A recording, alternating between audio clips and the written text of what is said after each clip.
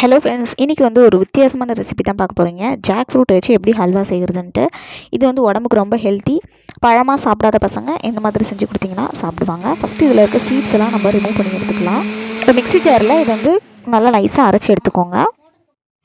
தண்ணி ஊற்றாமல் அரைக்கணும். கடாயில் இந்த நம்ம அரைச்சி வச்சதை எடுத்துக்கலாம். சிம்மில் வச்சுக்கலாம். இப்போது உங்களுக்கு தேவையான அளவு வந்து வெல்லம் ஆட் பண்ணிக்கோங்க. வேணும்னா சர்க்கரை கூட ஆட் பண்ணிக்கோங்க. நான் 1 கப்பு பலாப்பழத்துக்கு வந்து 1 கப்பு வந்து வெல்லம் ஆட் பண்ணியிருக்கேன். இதில் வந்து ஒரு 50 ml ஆயில் வந்து விட்டுக்கிறேன். இதுக்கு வந்து நான் ஃபஸ்ட்டு தேங்காய் எண்ணெய் தாங்க விடுறேன். ஏன்னா தேங்காய் எண்ணெய் வந்து ரொம்ப வாசனையாக இருக்கும். பலாப்பழத்துக்கும் தேங்காய் எண்ணெய்க்கும் ஒரு சூப்பர் காம்பினேஷன்.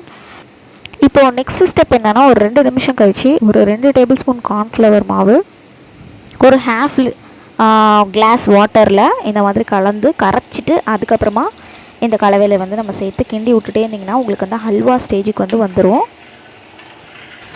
கார்ன்ஃப்ளவர் மாவு சேர்த்ததுக்கப்புறம் வந்து நீங்கள் வந்து கேஸை வந்து ரொம்ப சிம்மில் வச்சுக்கணும். ஹையில் வச்சு பண்ணாதீங்க. ஒரு 2 நிமிஷம் நல்லா கலந்து விட்டுக்கோங்க. இந்த மாதிரி பபிள்ஸ் ஃபார்ம் ஆகும். இப்போது நான் இதில் வாசனைக்காக 2 டேபிள் ஸ்பூன் அளவு நெய் விட்டுக்கிறேன். இப்போது ஒரு 2 டேபிள் ஸ்பூன் நெய்யில் முந்திரி பருப்பு, ஒரு 2 டேபிள் ஸ்பூன் அளவு முந்திரி பருப்பை வறுத்து இதில் வைக்கலாம். கலர் பாருங்கள், நம்மளுக்கு மாறிடுச்சு. ஃபுல்லாக நம்ம ஊற்றின ஆயில் எல்லாமே வெளியில் வந்துடுச்சு. நல்லா ஹல்வா ஸ்டேஜுக்கு வந்துடுச்சு. இந்த ஸ்டேஜில் வந்து நீங்கள் கேஸ் வந்து ஆஃப் பண்ணிக்கலாம். பாருங்கள், சூப்பரான பலாப்பழ ஹல்வா நம்மளுக்கு ரெடி ஆகிடுச்சு. இதை புட்டிங்காகவும் நீங்கள் வந்து யூஸ் பண்ணிக்கலாம்.